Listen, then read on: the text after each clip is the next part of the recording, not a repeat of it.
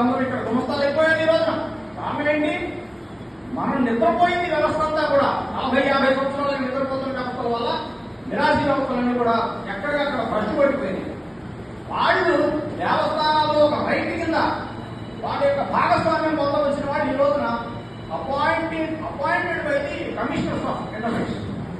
ఒక కమిషనర్ ఒక అర్చకుడిని ఒక రిలీజియస్ స్టాఫ్ ని అపాయింట్ చేయడం పూర్తిగా చట్టంతో రాజ్యాంగంతో ధర్మంతో న్యాయంతో.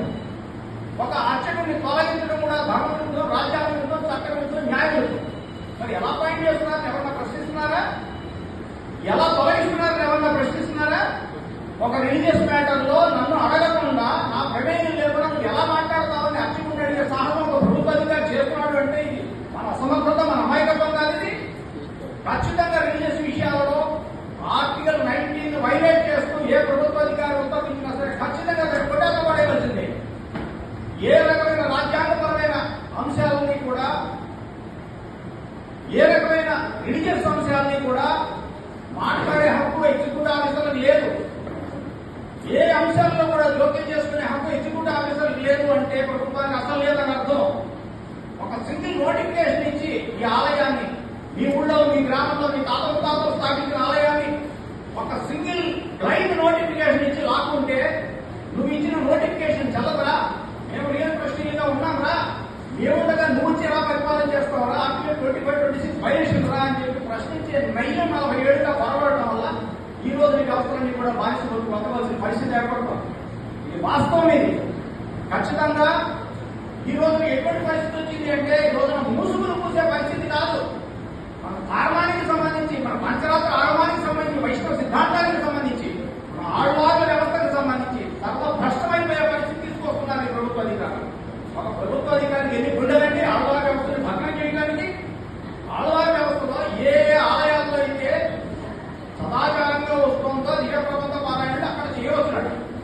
ఏ ఆలయాలలో చేయటం లేదో అక్కడ మానేయాలి.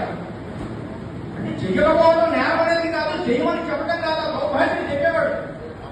చెయ్యటం లేదు కాబట్టి, ఆచారం లేదు కాబట్టి మానేయని చెప్పి ఆలోచిస్తున్నాడు. ఎగ్జిక్యూటివ్ ఆఫీసర్ అసలు అపశేఖరం ఉన్నాయండి. Is not interference in religious matters. ఖచ్చితంగా ఇది ఆర్టికల్ 25-26 వైలేషన్. ఒక ప్రభుత్వ అధికారి రిలీజియస్ విషయాల్లో ఇంటర్ఫీరెన్స్ అవ్వడం అనేది పూర్తిగా రాజ్యాంగ విరుద్ధం. ఖచ్చితంగా రిప్రజెంట్ ఫైల్ చేస్తే ఎగిరవ్వకపోవాలి. ఇంకొకటి, రిలీజియస్ విషయాల్లో మీరు అప్పుడు ఏం మాట్లాడడానికి వీలేదు. మాట్లాడితే మీకు మెమోలు ఇస్తాం. దొంగకే మెమో మాట్లాడుతుంటాం. దొంగకి అర్చకుడిని డెఫినేట్ చేయడానికి చూస్తాం. ఇది ఇప్పుడు ఈ రోజు ఓపెన్ ఛాలెంజ్ చేస్తాం. ఇక్కడ అర్చకులుగా ఉన్నవాళ్ళు కానీ, భక్త రామదాస్ సంస్థలు కానీ, అనువంశికంగా వస్తున్న అర్చకులు కానీ, భద్రాచల దేవస్థానానికి సంబంధించిన అంశంలో, అలాగే తిరుపతి దేవస్థానానికి సంబంధించిన అంశంలో మహంతులు కానీ, అక్కడ మన భగవద్ రామాచార్య వారు ఏర్పాటు చేసిన పెద్ద విజయ వ్యవస్థలు కానీ, అక్కడ ఉన్న అర్చక వ్యవస్థలు కానీ కలిసి వచ్చి మేము సిద్ధంగా ఉన్నాం టేక్ ఓవర్ చేయడానికంటే ఈ రోజు భద్రాచల క్షేత్రాన్ని ప్రభుత్వ ఆధీనం తొలగి మీ చేతిలో పెట్టించే సర్వశక్తులు రాబోస్తాం. ఈ సందర్భంలో మేము ప్రమాణం చేస్తున్నాం.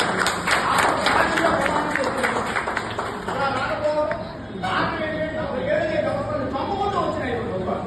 ఈ రోజున మన యొక్క రైట్స్ కోల్పోయి, మనకి యాజమాన్య హక్కులు కోల్పోయి, చేతుల నుంచి తల నుంచి ఈ రోజు దౌర్భాగ్యం దగ్గర బతకవలసిన సిచ్యువేషన్స్ ఈ రోజు మన వ్యవస్థలో బతుకుతున్నాం.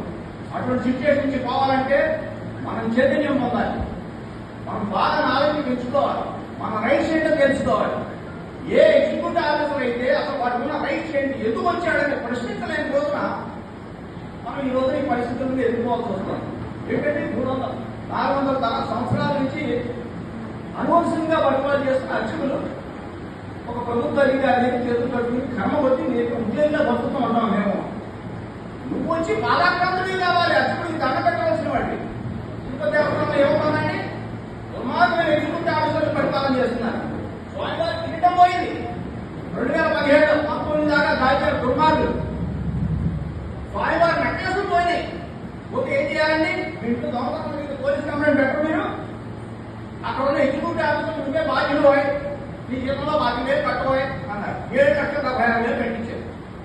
ఆయన మధ్య రిటర్న్ కూడా అయిపోయాడు. అంటే దాంతో కిరీటం తయారు చేసి పెట్టేసుకోగా ఇలా దొంగ ఆభరణాలు ఏది పెట్టావు నువ్వు? ఇవన్నీ ఓపెన్ విషయాలు చెప్తున్నాం మేము. అసలు ఈ రకమైన పరిస్థితులు ఏర్పడడానికి కారణం మనం మన యొక్క పరిస్థితులను మనం అనాలిసిస్ చేసుకోవాల్సిన అవసరం చాలా ఉంది. 10 మంది వచ్చారు, 100 మంది వచ్చారని కాకుండా ఈ 10 మంది 100 లక్షలాది మంది తాగి రేపు మొత్తం సమస్తమైన దక్షిణ భారతదేశంలో ఉన్న డిఎల్ కూడా 50 యావత్ శ్రీకృష్ణ కొంత 50 రోజులు మన రైట్స్ కోసం మనం పోరాటం చేసేందుకు ముందడుగు వేయవలసిన ఆవశ్యకత ఇది నాంది వస్తావాలి. అంతేగాని అంచనా వేస్తూ ఖచ్చితంగా ఈరోజు చెప్తున్నామండి. మన స్వామీజీలు ఎంతమంది స్వామీజీలో ఉండగా సింహాచలం దేవస్థానంలో సమస్య వస్తే దొంగ స్వామీజీ వచ్చి వాళ్ళని కాపాడాలా? దొంగ వచ్చి కాపాడాలా? వాళ్ళని మనకుండాలి. మా స్వామీజీని పిలిపించుకొని మా సమస్యలు మనం పరిష్కారం చేసుకోవాలి. ఈరోజు సింహాచలంలో సమస్య వచ్చినా మరొక సమస్య వచ్చినా ఖచ్చితంగా శివేశ్వర సమాఖ్య ఆధ్వర్యంలో ఖచ్చితంగా ముందడుగు వేయవలసిన పరిస్థితి ఉంది. వాళ్ళు పిలిచారా పిలవలేదా ఒట్టు గట్టిగా పెట్టారా లేదు వాళ్ళు మనకు అవసరం పెట్టి అక్కడ సమస్య మీద కూర్చుని వాళ్ళ సమస్యను పరిష్కారం అయ్యేవాడు కూడా పోరాటం చేయాల్సిన అవసరం ఉంది. ఖచ్చితంగా ఒకటే ఈ రోజున supreme court already final description final చేసింది. దానికి విరుద్ధంగా ఏ న్యాయస్థానాలు ఎటువంటి తీర్పులు ఇచ్చినా అది తాత్కాలికమే తప్ప కానీ సుప్రీంకోర్టు అల్టిమేట్, రాజ్యాంగం అల్టిమేట్. ఈ మధ్య కాలంలో కొన్ని మానసిక క్షోభని కలగవచ్చు, కొన్ని ఆందోళనలు కలగవచ్చు. అవన్నీ కూడా తాత్కాలికంగా భావించి అల్టిమేట్ గా మీరే ఘనవిజయం అవుతుంది, మీరే విజయం సాధిస్తారని